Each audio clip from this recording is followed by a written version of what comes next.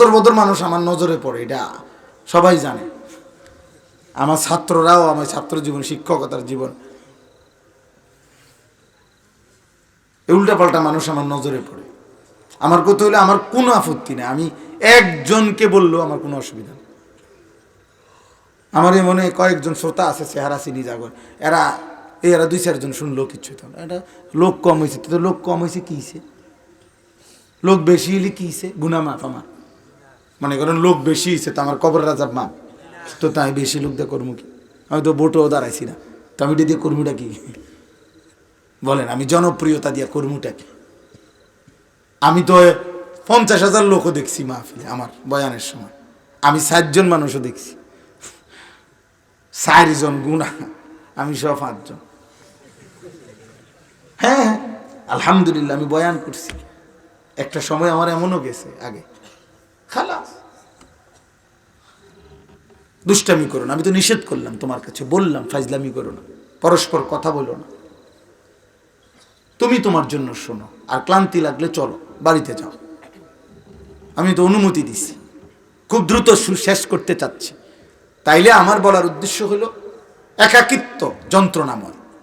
মানুষ কারো না কারো সঙ্গী হয়, প্রত্যেক কাজে মানুষ সঙ্গী খোঁজে, আরেকজন কাউকে খোঁজে। এই যে স্বামী স্ত্রী, এটা একটা সঙ্গ, তারা 2 জন একজন আরেকজনের সঙ্গী। আল্লাহ কোরআনে বলছে হুন্না লিবাসুল লাকুম ওয়া আনতুম লিবাসুল লাহুন্না। স্ত্রী তোমাদের পোশাক, তোমরা স্ত্রীদের পোশাক।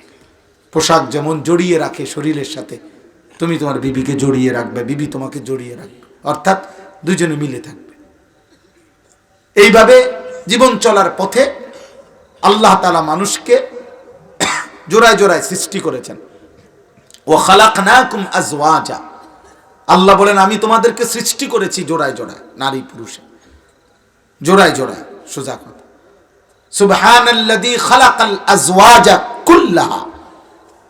এই যে আল্লাহ বলেন, ওই আল্লাহর প্রশংসা যিনি সব কিছুকে এই সৃষ্টি কুলে প্রত্যেক কিছুতেই আল্লাহ তাআলা বলেছেন আজওয়াজ, এই জোড়ায় জোড়ায় সৃষ্টি করেছেন। কি এর লগে কি জোড়া সব বিজ্ঞানীরাও জানে না, আমরাও জানি না, কিন্তু আসমানওয়ালা সব জানে। আসমানের জোড়া কি, জমিনের জোড়া কি, এটা মালিক জানে। সূর্যের জোড়াটা কি, চাঁদের জোড়াটা কি, এটা আমাদের সব আমারে আপনারে আল্লাহ কইতেইব, কাম করে জিগাইয়ে নিয়ে আল্লাহ দুনিয়া চালায়। কথা বলে না তো, আম করে সব বলতে হবে? এটা তো জরুরি না, জরুরি নয়, কিন্তু প্রত্যেক জিনিসের মধ্যে এই জোড়া আছে। তাহলে সঙ্গ, সাহচর্য, সান্নিধ্য, সংস্পর্শ, কারো সাথে থাকা, চলা, জীবন চলায়, এটা মানুষের একটি ফিতরাত, স্বভাবজাত ধর্ম, মানুষের সৃষ্টিগত একটি অভ্যাস। মানুষ একা থাকতে অপছন্দ করে। এই কারণে ইসলামের মধ্যে এটা একটা গুরুত্বপূর্ণ বিষয় যে তুমি যাকে সঙ্গী বানাবা, যেই কোনো ক্ষেত্রে অবশ্যই তুমি নজর রাখবা কাকে সঙ্গী বানাচ্ছ। আল্লাহ নবী সাল্লাল্লাহু আলাইহি ওয়াসাল্লাম বলছেন আল মারউ আলা দীনি খালিলিহি ফালিয়ানজুর আহাদুকুম মান ইউখালিলু।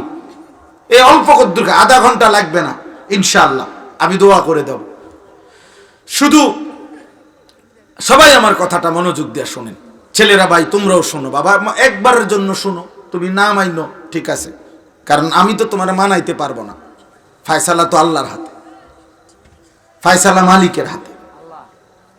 তাইলে আমি বললাম, আল্লাহ নবী সাল্লাল্লাহু আলাইহি ওয়াসাল্লাম বললেন প্রত্যেক ব্যক্তি তার সঙ্গীর আচরণ দ্বারা প্রভাবিত হয়। সঙ্গীর আচরণ দ্বারা কি হয়? প্রভাবিত হয়। সঙ্গীর আচরণ দ্বারা আকর্ষিত হয়, সঙ্গীর আচরণ দ্বারা নিজেকে গড়ে তোলে। আল্লাহ রাসূল সাল্লাল্লাহু আলাইহি ওয়াসাল্লাম বলেছেন ফালিয়ানজুর আহাদুকুম মান ইউখালিলু। অতএব তোমরা প্রত্যেকে উম্মত লক্ষ্য রেখো তুমি কাকে বন্ধু বানাচ্ছ, তুমি কাকে সঙ্গী বানাচ্ছ, এটা তুমি খেয়াল রেখো। আল্লাহ নবী সাল্লাল্লাহু আলাইহি ওয়াসাল্লাম বলেন ইন্নামা মাসালুল জালিসিস সালিহ ওয়াল জালিসিস সু কাহামিলিল মিস্ক ওয়া নাফিখিল কির। উত্তম সঙ্গী আর মন্দ সঙ্গী, খারাপ সঙ্গী আল্লাহ নবী সাল্লাল্লাহু আলাইহি সাল্লাম বলেন এই দুইটার উদাহরণ হলো একজন আতর বিক্রেতার মতো, আরেকজন কামারের দোকানদারের মতো। আল্লাহ নবী সাল্লাল্লাহু আলাইহি সাল্লাম বলেন ফাহামিলুল মিস্ক, যিনি আতর বিক্রেতা, তুমি তার কাছে গেলে সে তোমাকে, তার থেকে তুমি তিনটা বিষয় পাবে। এক, ইম্মা আন ইউহজিকা, সে তোমাকে নিজের থেকে কিনো বা না কিনো, হয়তো ছোট্ট একটা আতরের শিশি এমনিতেই তোমারে হাদিয়া দিবে, উপঢৌকন দিবে, আচ্ছা ঠিক আছে আপনি এটা রাখেন। দুই, ওয়া ইম্মা আন তাবতাআ মিনহু, অথবা তুমি নিজেই পছন্দ করে যে কোনো একটা আতর সুগন্ধি কিনে নিবে। অথবা ওয়া ইম্মা আন তাজিদা মিনহু রিহান তাইয়্যিবা, অথবা কমপক্ষে সে যদি তোমারে নাও দেয়, তুমি যদি নাও কেনো, কিছুক্ষণ দাঁড়ায়া থাকার কারণে তোমার নাকে সুগন্ধি লাগবে। তার মানে সুগন্ধ ছাড়া এখান থেকে তুমি কিছুই পাবে না। দাম সে যদি দেয় তাও নিলা, তুমি কিনলেও নিলা, নয়তো তুমি ঘ্রাণ পাইলা।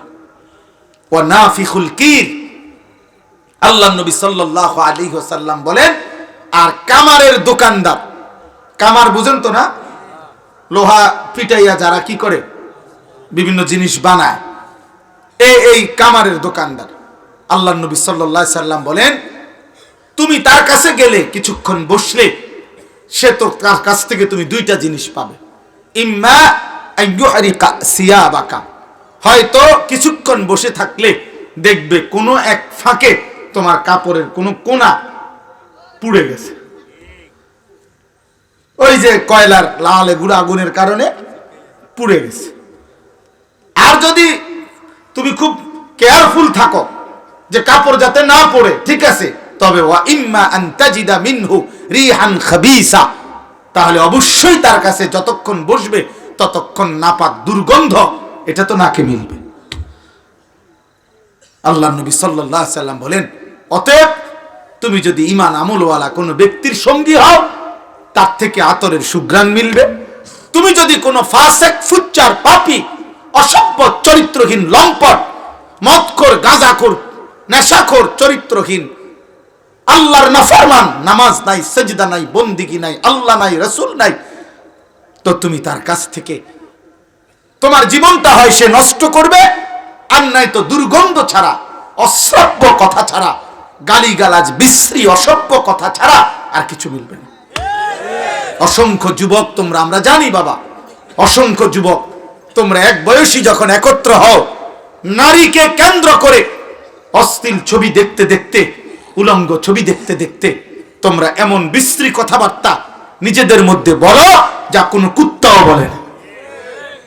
যদি কুত্তার জবান থাকতো তো কুত্তাও বলতো।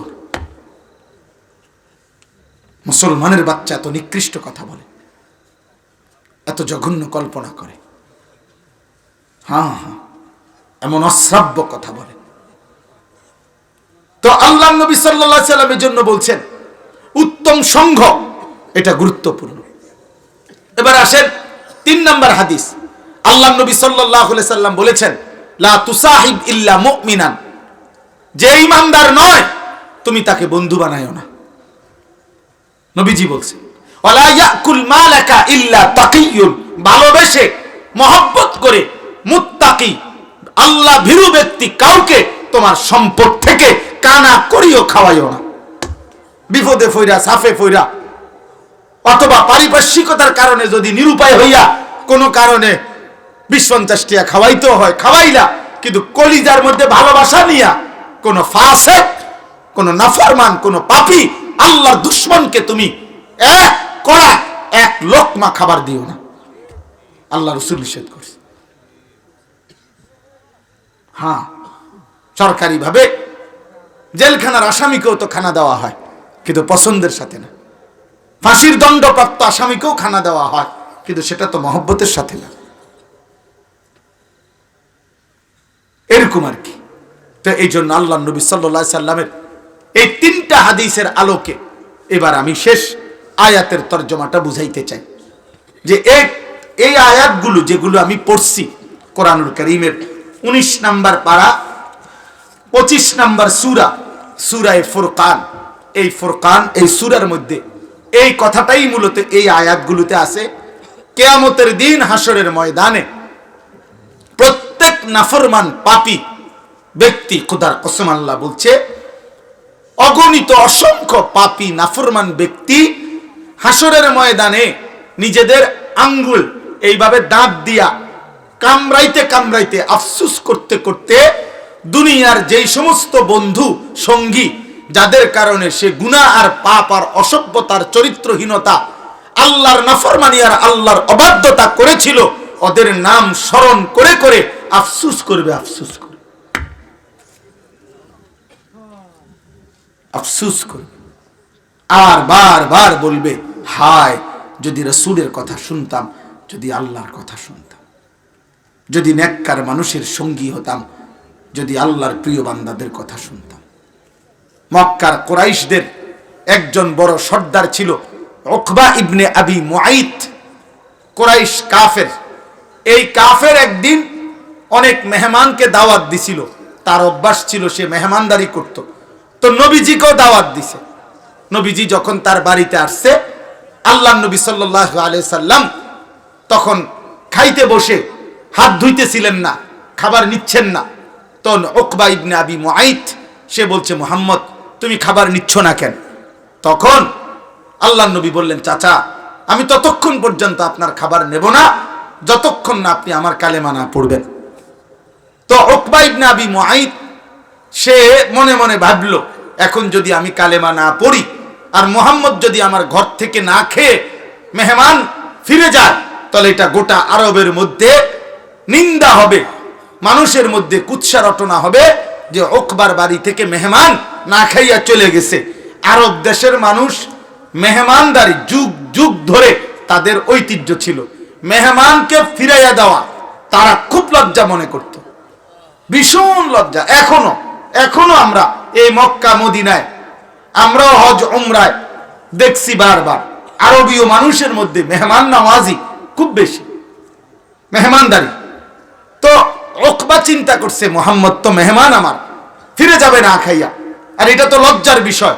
এই জন্য আল্লাহ নবী সাল্লাল্লাহু আলাইহি সাল্লামকে খাওয়াইবার লাইগা কালেমা পড়ে ফেলছে, কালেমা পড়ছে আর কি। নবীজি খাইছেন।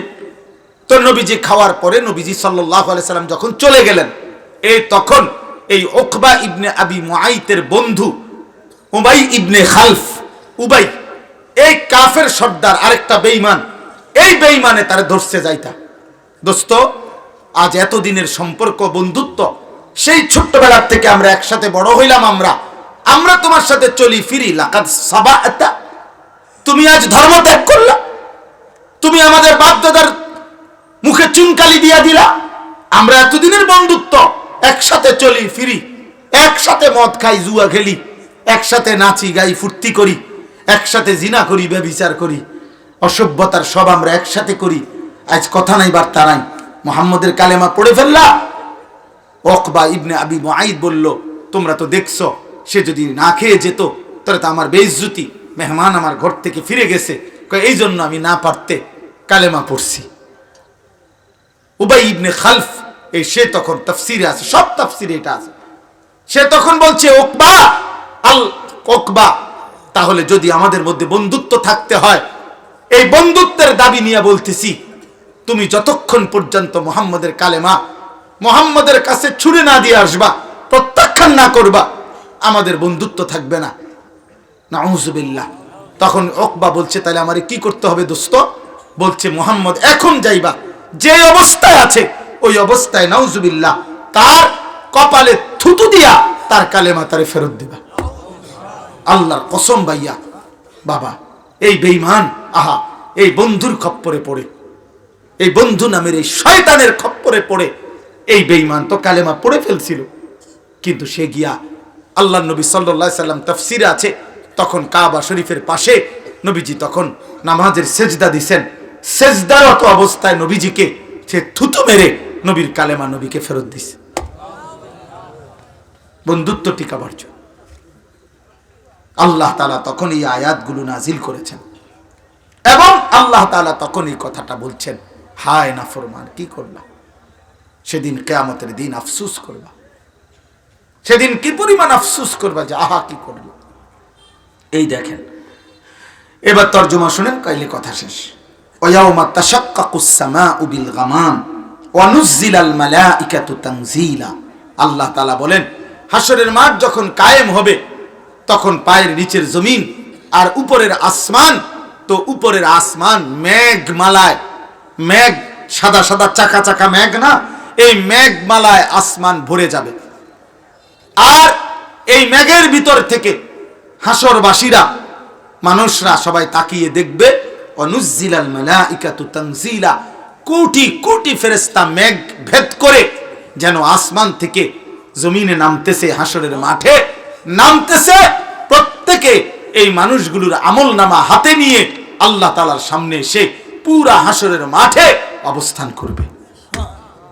আল্লাহ বলেন, চারিদিকে যখন কোটি কোটি ফেরেশতা দাঁড়ানো দেখবে হাসরবাসী, এক। দুই নাম্বার, ওয়াজিআ ইয়াউমাইদিন বিজাহান্নাম, জাহান্নামকে সামনে দেখবে। ওয়াজাআ রাব্বুক, আল্লাহ বলে তোমার রব আল্লাহ তিনি নিজেও কুদরতি সিংহাসনে কুদরতি ভাবে আসবেন, তিনি উপস্থিত থাকবেন। ওয়াল মালাকু সাফফান সাফফা, কোটি কোটি ফেরেশতা সারিবদ্ধভাবে দাঁড়িয়ে থাকবে। এই সময়ের হাসরের ময়দানের এই চারদিকের দৃশ্য দেখে আল্লাহ তাআলা বলেন, ওয়া কানা ইয়াউমান আল মুলকু ইয়াউমাইযিনিল হাক্কু লির রহমান, সেদিন একমাত্র মালিকানা, সেদিন একমাত্র সিদ্ধান্ত দেওয়ার ক্ষমতা, একমাত্র ফয়সালা বাদশাহী সত্যিকার ভাবে শুধুমাত্র আল্লাহর জন্য থাকবে। আল্লাহ বলেন, ওয়া কানা ইয়াউমান আলাল কাফিরিনা আসীরা, হায় সেদিন নাফরমান পাপী আল্লাহর বেঈমান দুশমন বান্দাদের জন্য বড় কঠিন হবে। আল্লাহ বলেন, কঠিন হবে বান্দা, এই রাতের হিসাব দিতে হবে, এই দিনের হিসাব দিতে হবে। কি দুনিয়া ভোগ করছো এক একজন, চেহারা দেখে বোঝা যায় অনেক ছেলের কালো হয়ে আছে চেহারা। ওহ, নারী ছবি, মোবাইলের অস্থির দৃশ্য দেখতে দেখতে আব্বা চেহারা মলিন, চুলগুলো মনে হয় কতদিন আশ্রাও না। আহা, সৌন্দর্য কাকে বলে তাও তো জানো না। কোন বেঈমানের মতো চুল ডান দিকে বাম দিকে সামনে পিছনে ফিরাইয়া রাখছো, কার চুল কার মতো চেহারা বানাইছো কইতেও তো পারতা না। এবং যার মতো চুল সাজাইছো ওই বেঈমানের জন্মের ঠিক আছে কিনা, রক্তের ঠিক আছে কিনা তাও তো জানো না। ছি ছি ছি ছি ছি বেটা, ছি তোর রুচির উপরে থুতো বেটা, থু তোর রুচির উপরে বেটা। বেঈমান যাদের পছন্দ, নর্তকী যাদের পছন্দ, কোন কাফের মুশরিক খেলোয়াড় যাদের পছন্দ, তোর এমন রুচির উপরে থুতু দিলাম বেটা। সেজদাবিহীন নাফরমান যারা তোরা, তোদের কপালে থুতু দিলাম বেটা, রাতে থুতু দিলাম, যা তোর কপালে থুতু বেটা। তুই মুসলমানের ঘরে জন্ম নিয়ে এত বড় বেয়াদব হইলি, মাত্র 16 বছর বয়সে একটা সেজদা দেস না, 40 বছর পর্যন্ত তুই নাফরমান, পৌঁছতে তো দাজ্জাল হয়ে যাবি বেটা, দাজ্জাল হয়ে যাবি বেটা। এত কম বয়সে বেটা এক ওয়াক্ত নামাজ পড়স না, কত বড় বেয়াদব। চিন্তা করে দেখে, কি জঘন্য বেয়াদব, কি জঘন্য বেয়াদব। এমন বেয়াদবের ভাত রাঁধে কে? এমন বেয়াদবের জন্য উপার্জন করে কে? ওই বাবা মা গুলোও বোকা, নিঃসন্দেহে বোকা। ওই বাবা মা গুলিও লজ্জিত হবে খোদার কসম। এই জন্য যা পারেন দুনিয়া ভোগ করে যান।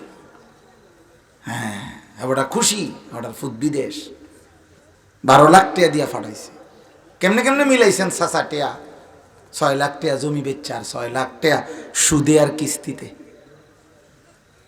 ওটা 12 লাখ টাকা এমনি এমনি মিলাইছে, সুদে সুদে কিস্তিতে। হ্যাঁ, কি আশায় মিলাইছেন এই টাকা? সুদ নিছে, আল্লাহ জানে আখেরাতে জাহান্নাম থেকে মুক্তি দেয় নাকি? ফুলাগার উসিলে যাতে বেহেস্তি হইতে পারেন নাকি?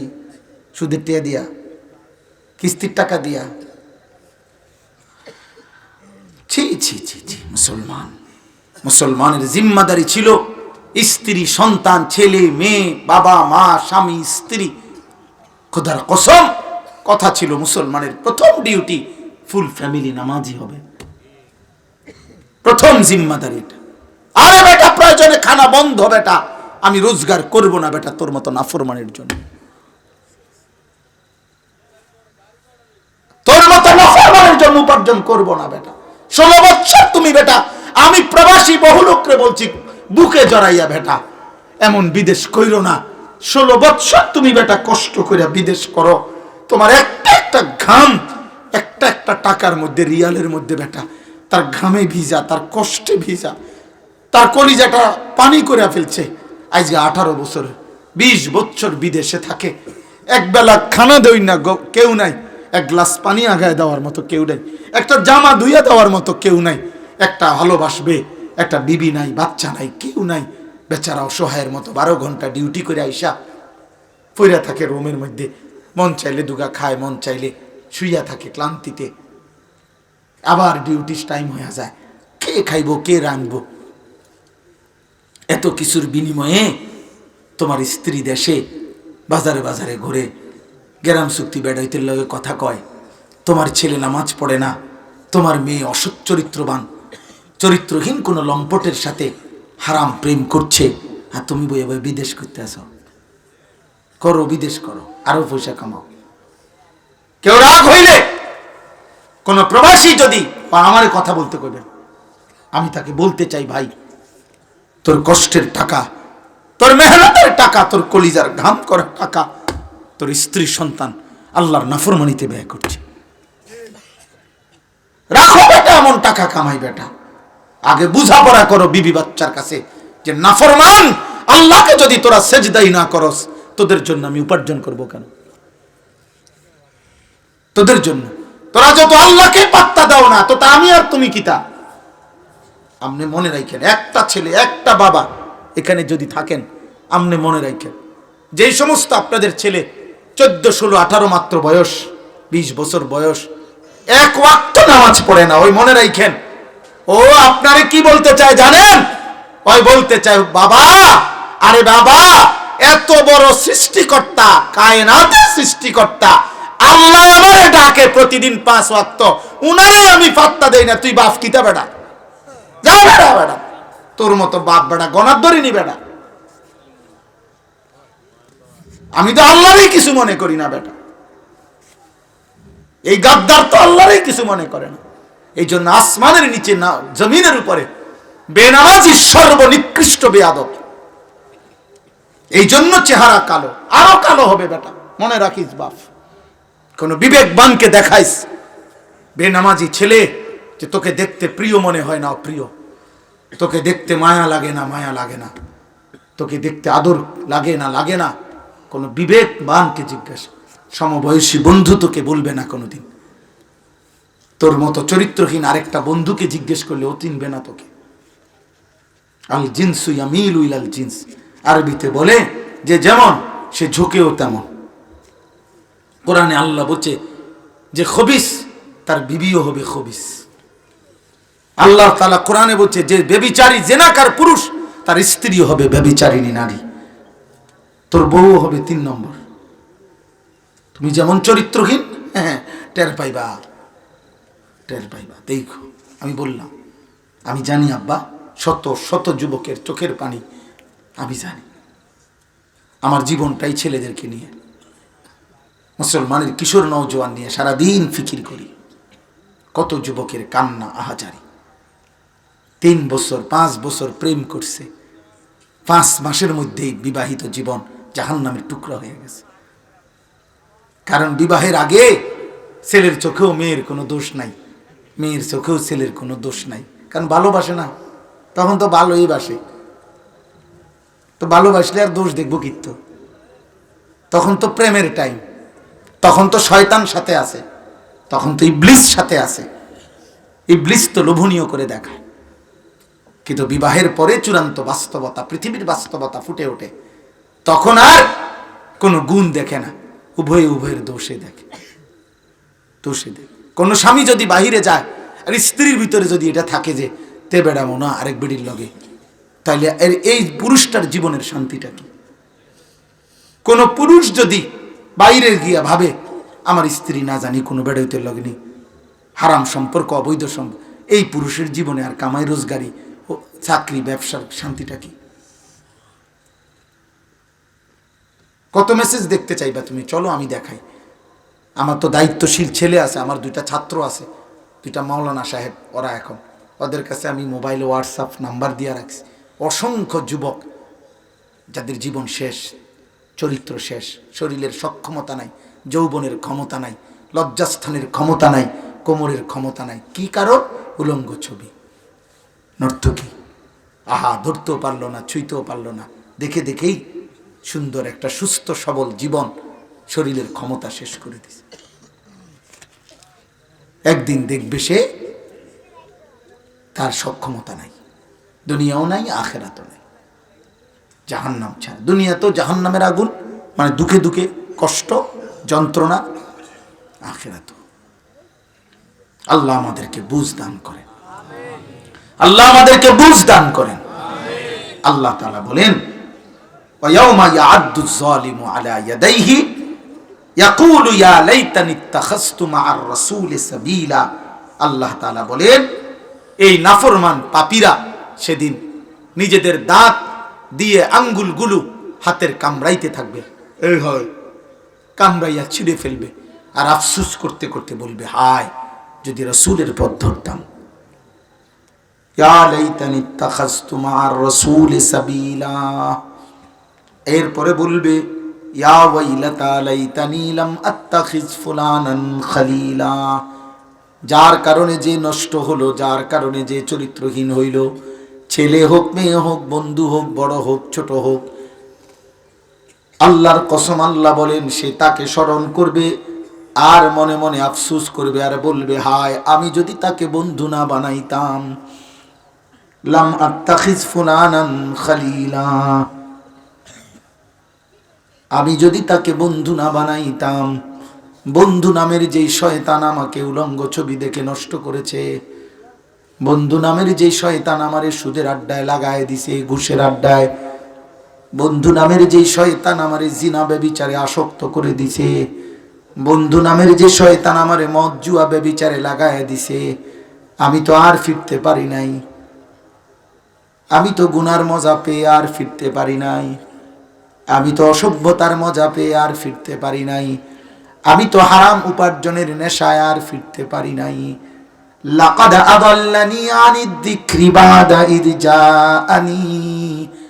আল্লাহ বলেন, নাফরমান সেদিন আফসোস করবে আর বলবে, হায় আল্লাহ, আফসোস আমার কপালে, আমার কাছে তো হেদায়েতের কথা এসেছিল, আমাগো এলাকার মধ্যে তো মাহফিল হইছিল, হুজুর আসছিল, কইছিল, আমগো গ্রামের মসজিদে তো প্রতিদিন 5 ওয়াক্ত নামাজের আজান হইতো, আমগো বাড়ির মধ্যেও তো কত নামাজি ব্যক্তি দেখতাম মসজিদে যাইতো, আমার আত্মীয় স্বজনের মধ্যেও তো অনেকে হাফেজে কোরআন ছিল, আমগো ঘরের তাকের মধ্যেও তো কোরআন রাখা দেখছিলাম,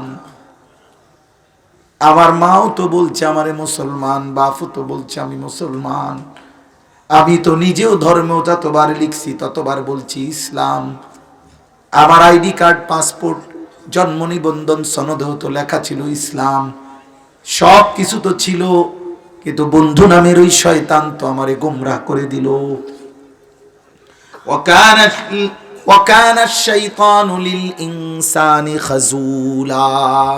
এই শেষ কথাটা শোন আব্বা, এই শেষ শব্দ কোরআন শরীফ বন্ধ করে দিছে, দেখো শেষ কথা হলো ওয়াকানা শাইতানু লিল ইনসানি খাজুলা। এটা মারাত্মক কথা।